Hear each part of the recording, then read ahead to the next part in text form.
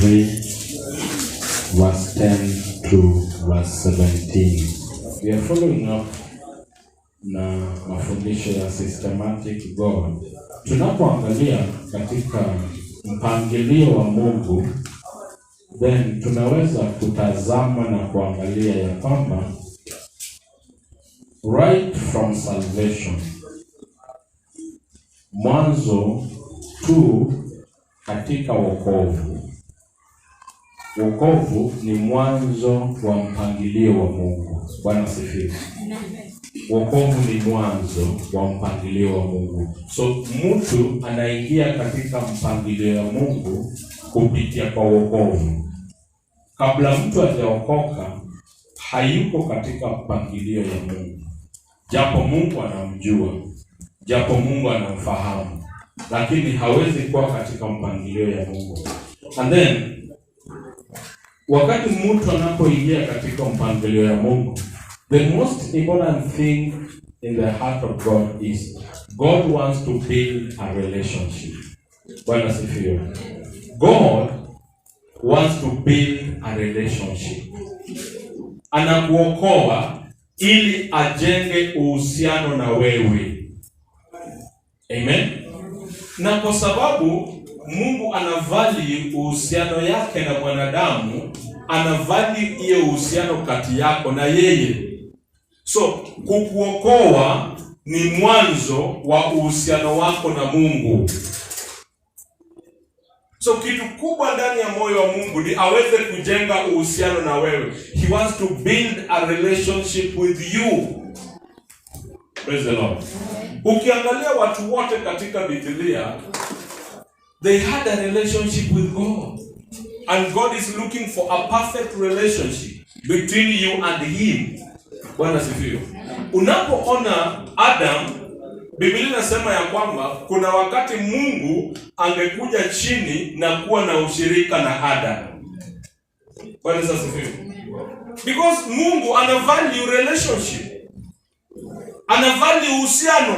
So wakati mwingine angekuja chini na kushirikiana na Adam, kukuwa na hiyo ushirika. Hawezi shirikiana na mtu until you have a relationship with that person. Until kuna uhusiano umejengeka ndani yako na huyo mtu, ndiposa mnaweza shirikiana. Lakini kama uhusiano haijajengeka na huyo mtu, hamwezi shirikiana. Bwana asifiwe. Kuna watu unawaonanga tu. Unaweza sema huyu mtu namuonanga akipita hapa. Unaweza sema najua anaishi pale. Bwana asifiwe. Lakini kwa sababu hauna uhusiano na huyu mtu, haujawahi pata nafasi ya kushirikiana na huyu mtu. So that was the relationship ambayo Mungu alijenga kati yake na Adam. Tunapoangalia Abraham had a relationship with God. In fact, ilifika mahali Mungu akauliza, shall I hide what I want to do to Abraham? Mungu ana feel guilty ndani ya moyo wake. Je, nitamficha hii ambaye nataka kupanga? Ndio maana kwingine one of the prophets akaguswa na Roho Mtakatifu akasema, God shall not do anything without revealing it to his prophets. Yes. Hata ifanya without revealing it to his prophet. So ile uhusiano uliokuwa kati ya Abraham na Mungu haikumruhusu Mungu kumficha chochote. Akamweleza na macho yangu imeelekea kule Sodom, maana nimeona maisha yao ambao wanaishi. In fact, unapoangalia unaona there's a conversation between Adam and God. Abraham and God. Maana Abraham anaambia Mungu, na sasa kule ukipata watu wenye haki bado utaiharibu. Then they are bargaining. Bwana sifiwe. Amen. Kwa nini wanaweza kubargain? Because there is a relationship that has been developed between God and Abraham.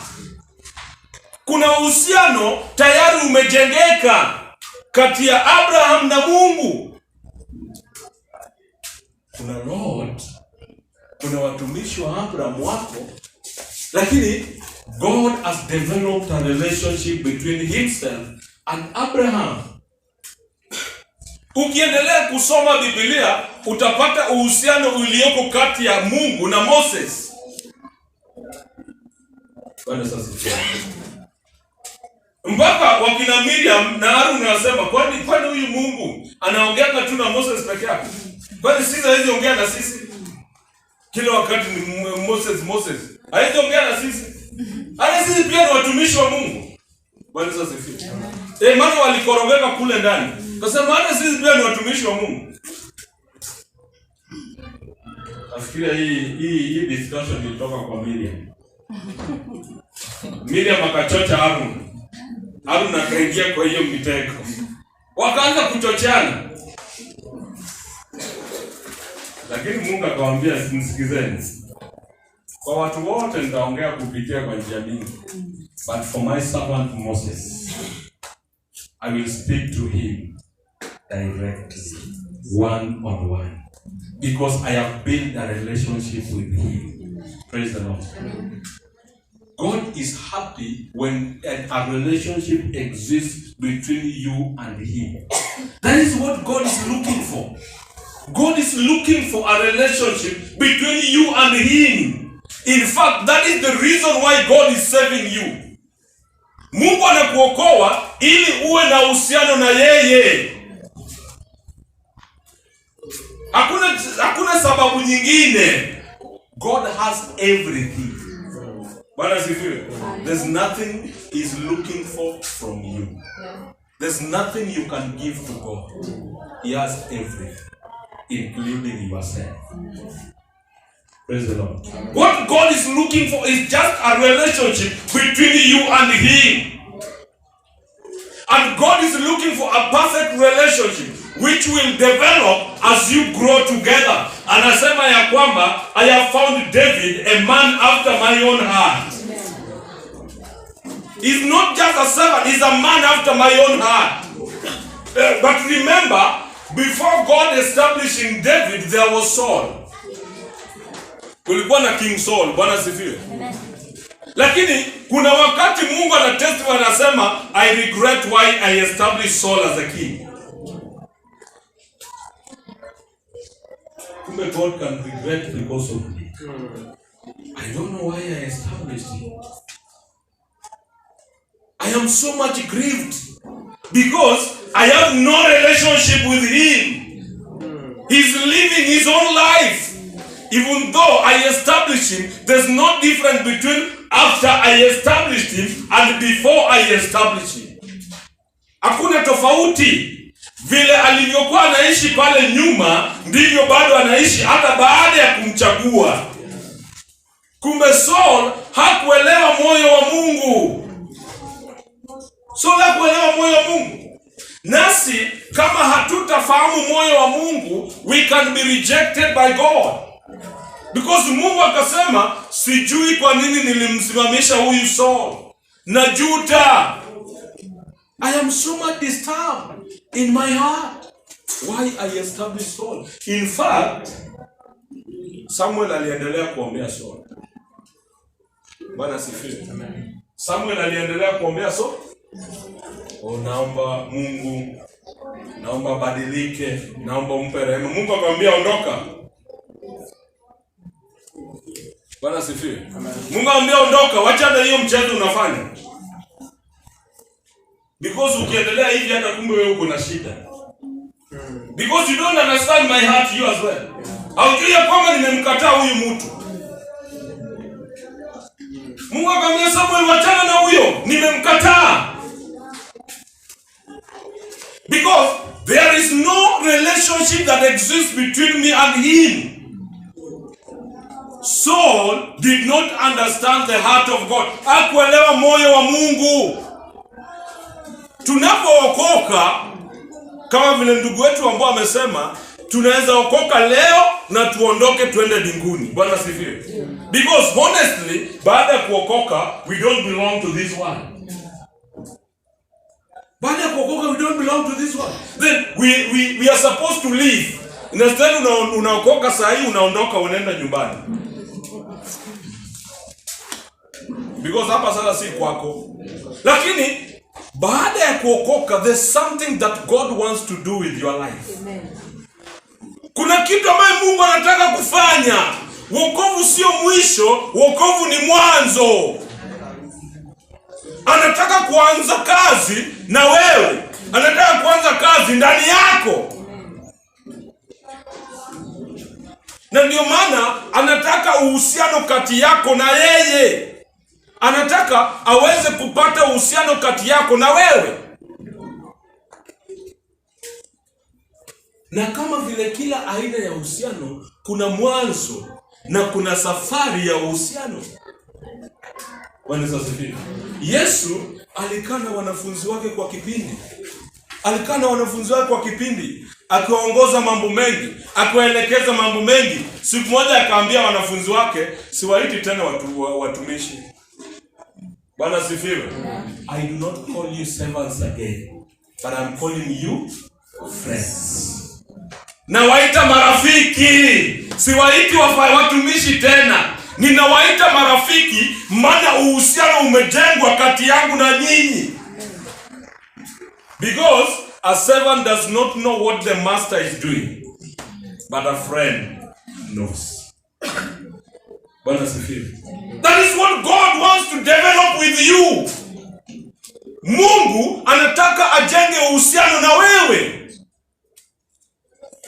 God is looking for a relationship with you.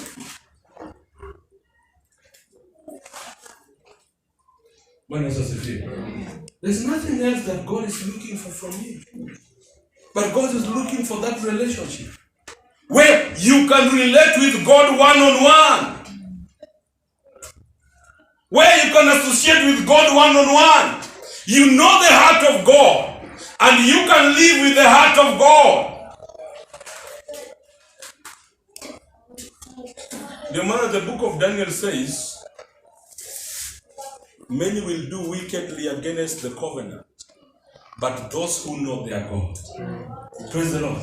But those who know their God, they understand the heart of their God. Amen. They know the will of their God. Amen. They know the purpose of their God. Amen. Those people will do exploits. Amen. Because God will be working with them. Amen. You know the heart of God.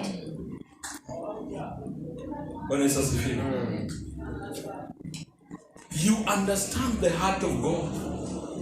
I don't need to explain much to Elder Mash, because Elder Mash knows my heart. If God can testify like that, praise the Lord. That is what God is looking for. A relationship that He can be proud of. He can be proud of a relationship between you and Him. Kama vile aliringia shetani kwa Job. Bwana asifiwe. Akaambia shetani, hizo ni mambo yako. Mimi najua Job vizuri. I know Job. And I know a relationship I have with Job. It's not just an ordinary relationship. Shetani anasema, si ni kwa sababu ya zile vitu nampea. Akamwambia hapana. Hizo vitu si kitu. I know Job and the relationship I have with Job. Na kama unafikiria ni uongo, enda uguze hizo vitu zote. Because unafikiria hizo ndio vitu zinafanya Job ananipenda. Anipendi bure. Our hearts are connected together. You can get hold of everything, but they are nothing. Praise the Lord. Ndio maana Yesu alipokuja siku moja akasema, don't fear someone who only has the power to kill the body, but it doesn't have the power to kill the soul. Amen. Because the body is nothing. We have a connection with God in our soul, with our spirit. Praise the Lord. Amen. You cannot change that. No matter what happens, you cannot change. Hii mwili itabadilika. Praise the Lord. But there's a DNA of God in you that cannot be changed. What is that? You cannot change a DNA no matter what happens. Amen. That is why Satan doesn't know how to change that DNA. Praise the Lord. Amen. No, the Bible says like this. Let's look at the book of 1 John chapter 3 verse 9. kila mtu aliyezaliwa na Mungu hatendi dhambi, kwa sababu uzao wake wakaa ndani yake, wala hawezi kutenda dhambi kwa sababu amezaliwa kutokana na Mungu. Kwa sababu amezaliwa kutokana na Mungu.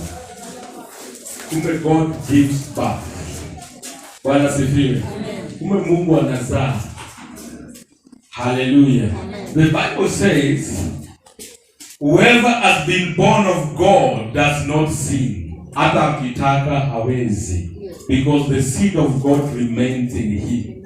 And he cannot sin. Because he has been born of God. He cannot. In other words, the seed of God cannot be replaced in him. Bwana sifiwe. Kuna kazi na kuna matendo za mwili. Ziko. But matendo za mwili haziwezi badilisha mbegu ya Mungu ndani yako. The seed can never be changed, no matter what happens. Praise the Lord. The seed can never be changed, no matter what happens. Si nyinyi mko na watoto? Huyo mtoto wako ni nini anaweza mfanya akose kuwa mtoto wako? Praise the Lord. What can happen for that child to stop being your child? Hakuna chochote kinaweza fanyika because the seed cannot be changed. Bwana sifiwe. The seed cannot be changed. Hata vunje masahani zote kwa nyumba. Unaweza mkasirika, umpige, umfukuze, mwambie sitaki kukuona hapa tena. That is okay. But it can never stop being your child. Because the seed cannot be changed.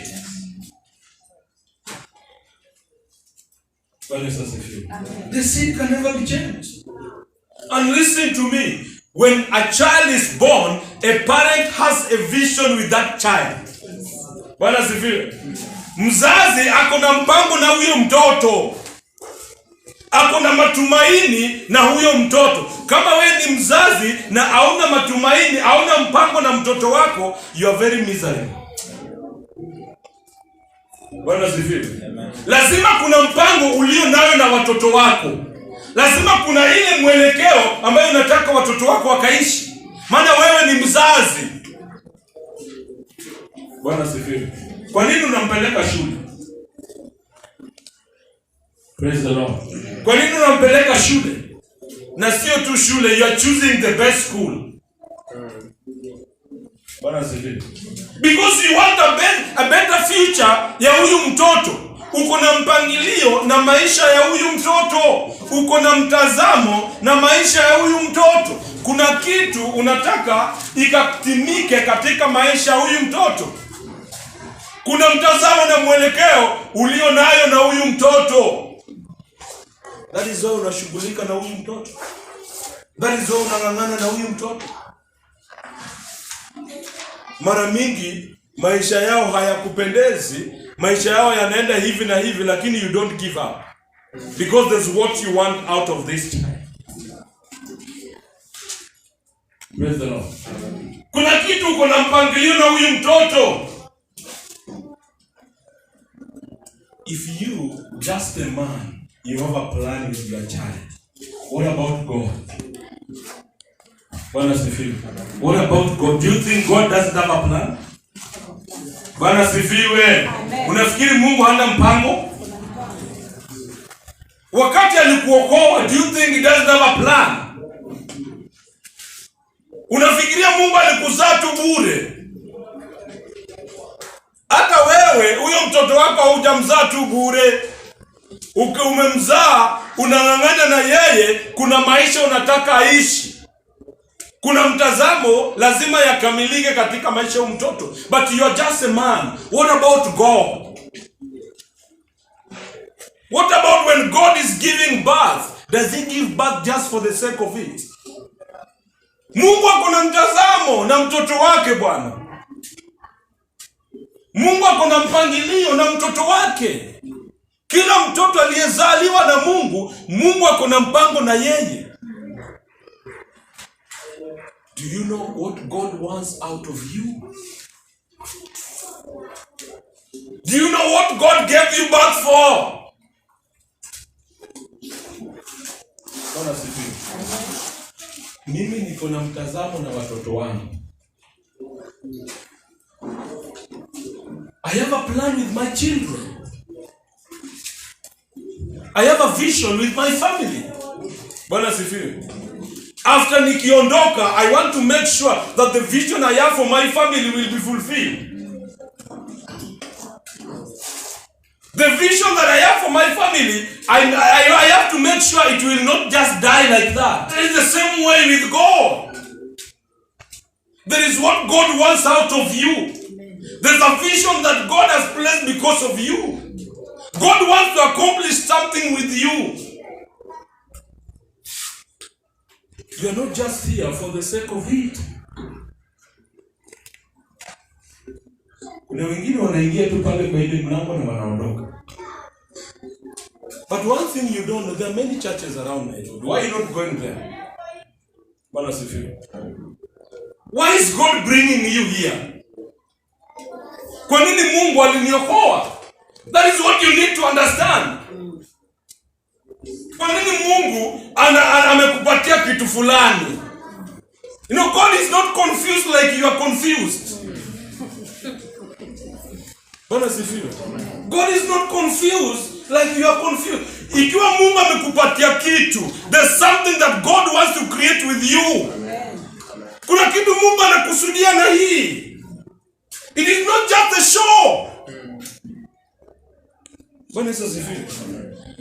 Wewe ambaye uko hapa, I want you to know there's something that God wants out of you. Amen.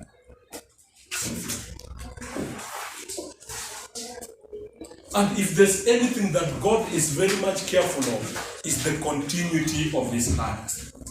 Bwana sifiwe. Uendelevu wa moyo wake.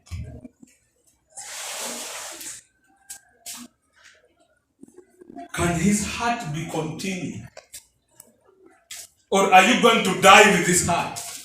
And I think that was the pain that God had with Saul. Bwana sifiwe. Hiyo nilikuwa uchungu Mungu alikuwa nayo na Saul. Saul was going to die with his heart. Yeye mwenyewe afuati moyo wa Mungu na wala aongozi watu wengine katika moyo wa Mungu. And that was the pain of God with King Saul.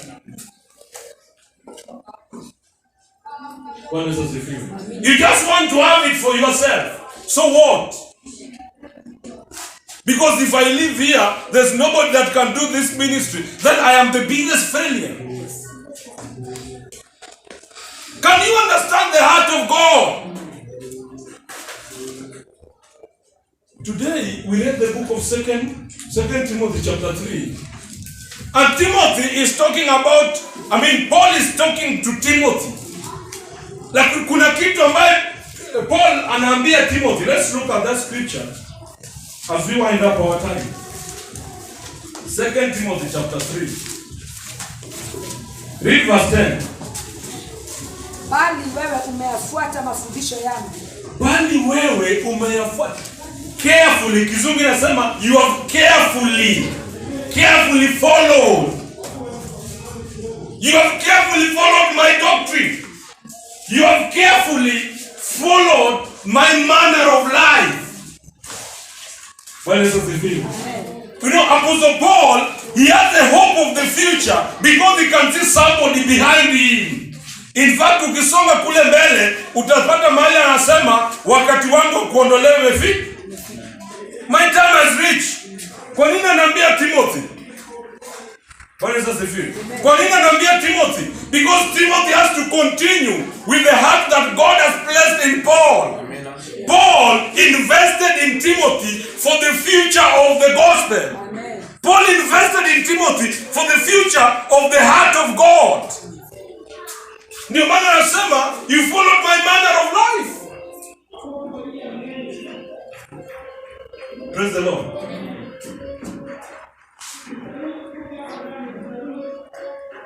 What is the feeling? Read verse 13 and 14. watu wabaya na wadanganyaji wataendelea na kuzidi kuwa waovu, wakidanganya na kudanganyika. Bali wewe ukae katika mambo yale uliyofundishwa na kuhakikishwa, kwa maana unajua ni akina nani ambao ulijifunza kwao. Bwana sifiwe. Amen. Haleluya. Amina. Ni akina nani ulijifunza kwao? Maana wabaya wataongezeka. Bwana sifiwe. Wengine watakuwa hapa kanisani. La sana ile alihubiri. Katika kanisa kulikuwa na ndugu anaitwa nani? Alikuwa anaitwa Dembe? Kuna Diotrifo na kuna mmoja kazi yake ilikuwa ni kuzuia kazi ya Mungu. Ako kanisani, lakini kazi yake ni kuzuia kazi ya Mungu, na wataongezeka. Usidhani injili itazuiliwa na wale watu wako nje. Ule mtu ambaye amekataa moyo wa Mungu na ako kanisani atazuia kazi ya injili, because anafuata moyo wake.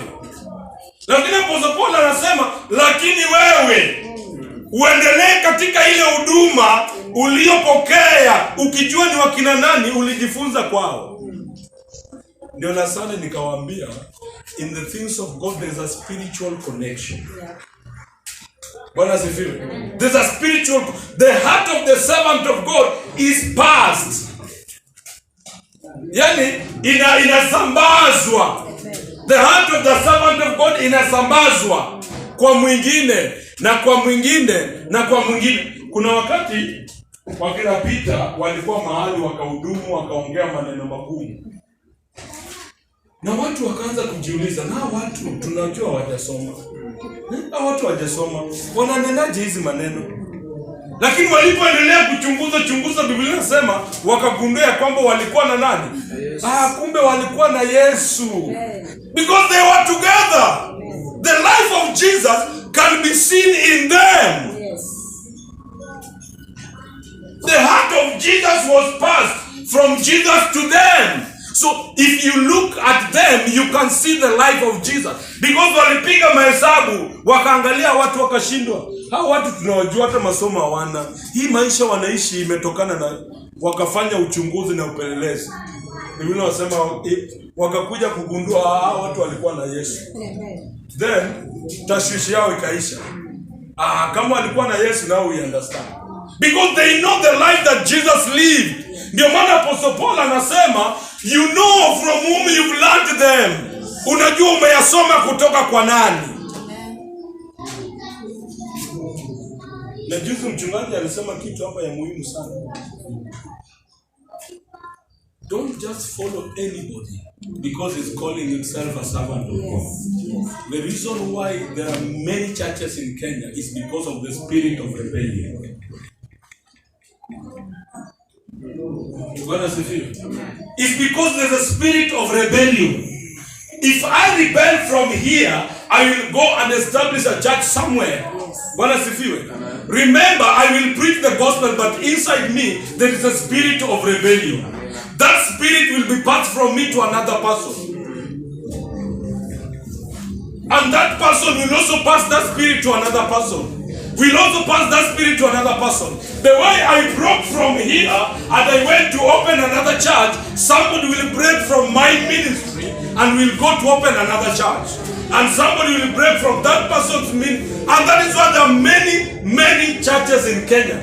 They are not in the foundation of God. They are in the foundation of rebellion.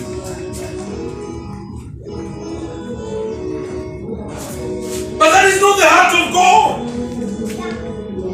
That is not the heart of God. That is why Apostle Paul anambia Timothy, you know the one whom you've learned it from.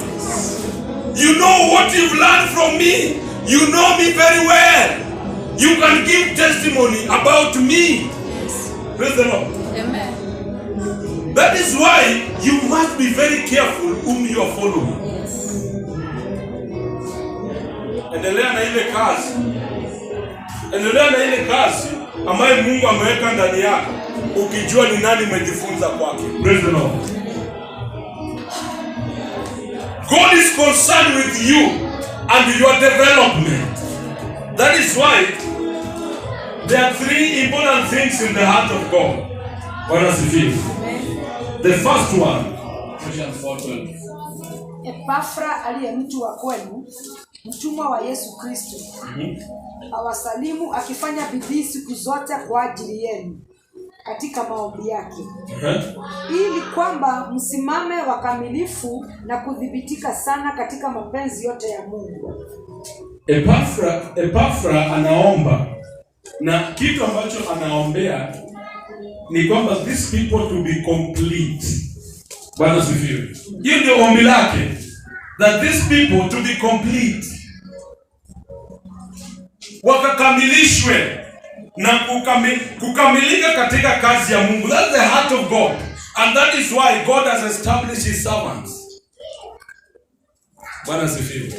Kila mtu umeletwa hapa, Mungu amekuleta na sababu. Bwana sifiwe. Mungu amekuleta na sababu. Na kama hautaelewa moyo wa Mungu, utaishi tu maisha yako. Uko kanisani lakini unaishi maisha yako. That is why ukisoma hiyo Ephesians anasema alifanya wengine wachungaji, mitume na walimu ili kuwakamilisha watakatifu. That is the heart of God, because God is looking for a perfect relationship between you and him. God is looking for a perfect relationship. Ile uhusiano uliokamilika. Ndio maana kwanza anang'ang'ana ili akukamilishe. Lakini atatumia watumishi wake kukukamilisha katika njia yake. Kukukamilisha katika njia yake. Bwana sifiwe. Wakati the Samaritan alipeleka ule man who was beaten by robbers to the inn. Amen. Biblia inasema alipoondoka alipea the innkeeper 2 dinari. Bwana sifiwe. Akamwambia take care of him. Lakini kuna jambo moja alisema,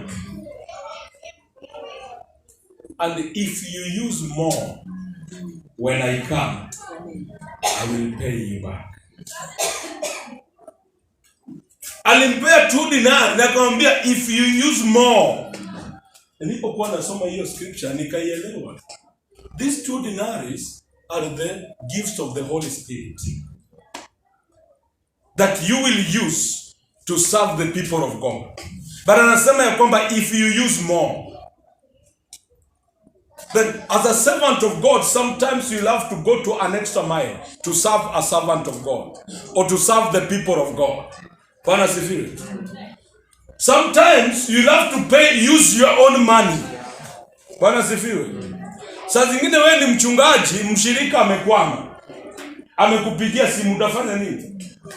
That is why ukisoma hiyo Ephesians chapter 4 verse 12 inaongea kuhusu these 3 things. Inaongea kuhusu equipping the saints. Hiyo ndio ya kwanza. Ya pili, for the work of the ministry. Na ya tatu, for the building of the body of Christ. Kumbe Mungu anataka mwili wa Kristo ijengwe. Bwana sifiwe. Ya kwanza ni wa Kristo wakamilishwe. The saints to be equipped. Baada ya kukuwa equipped, they should be used for the work of the ministry. Kwa Mungu anataka kazi ya huduma iendelee. Na itaendelea na hawa ambaye amewaleta. Na huduma ikiendelea na mwili wa Kristo ifanywe nini? Ijengeke. Nani atajenga huo mwili wa Kristo? Nani atajenga huo mwili wa Kristo? Let's read this scripture. Ephesians chapter 4:16. Katika yeye mwili wote ukiungamanishwa na kushikanishwa kwa msaada wa kila kiungo kwa kadri ya utendaji wa kila sehemu moja moja, kuukuza mwili upate kujijenga mwenyewe katika upendo. Kwa utendaji wa kila sehemu moja moja. Kwa utendaji wa kila sehemu moja moja. Bwana asifiwe. Kwa utendaji wa kila sehemu moja moja. Sio sehemu zingine. Biblia haijasema sehemu zingine, hapana. Kila sehemu moja moja. Kila sehemu moja. Kumbe kila mtu ambaye Mungu ameleta hapa ndani ni sehemu ya mwili wa nani? Bwana asifiwe. Amen. Kila mtu ambaye Mungu ameleta hapa ndani ni sehemu ya mwili wa Kristo. Na Biblia inasema kila sehemu moja moja lazima itende kazi ili mwili ijengeke. Na wewe unasema huna kazi. Wewe unasema wewe ni mshirika tu. Hiyo kanisa iko na wenyewe. Nani alikwambia? Wewe unajua wenyewe? Ni nani alikuokoa? Bwana asifiwe. Ni nani alikuokoa? Ni nani alikuleta hapa? Ni hao wenyewe. Kila sehemu moja moja. Kila sehemu iko na kazi yake. Ndio maana nakwambia we mama, kuna kazi Mungu anataka ufanye hapa. Hajakuleta hapa bure. Kuna kazi Mungu amekusudia kukamilisha kupitia kwako. Je, unaielewa? Kwa Biblia kulikuwa na mama mmoja kanisani, kazi yake ilikuwa ni kushona tu vitambaa na kubariki watu. Bwana sifiwe. Kushona vitambaa na kubariki watu. Yamkini hakuna hata siku moja alikanyaga madhabahu akihubiri. Hakuna hata siku moja pengine alikanyaga hapa akihubiri, lakini ile siku alikufa wamama wakaanza kulia na mavitambaa. Bwana sifiwe. Maana wanakumbuka ile kazi yake. Kuna kazi Mungu amekuleta hapa. Na hiyo kazi itajenga mwili wa Kristo. Because lazima mwili wa Kristo ujengwe. Wewe ukifanya sehemu yako, huyu anafanya sehemu yake, huyu anafanya sehemu yake, mwili wa Kristo ujengwe. Je, waelewa sababu ya Mungu kukuokoa? Ama wewe wachukulia vitu tu kimzaha tu? Wachukulia vitu kimwili tu? Sisi tumeokoka tu. Unadhani Mungu alikosa watu wa kuokoa ndio akakuokoa? Bwana sifiwe. Mungu aliangalia watu wa kuokoa akakosa. Wacha nivumilie na huyu. Mungu alikuokoa kwa sababu ako na mpango. Mungu alikuokoa kwa sababu ako na kusudi. But do you understand? Ndio maana nakutahadharisha usije ukafika kama Saul. Na kutahadharisha nyinyi mlioko mahali hapa, na kutahadharisha usije ukafika kama Saul. Mungu aseme sijui kwa nini niliokoa wini. Bwana asifiwe. Maana kuna ile kazi Mungu alitaka kufanya na wewe lakini haufanyi.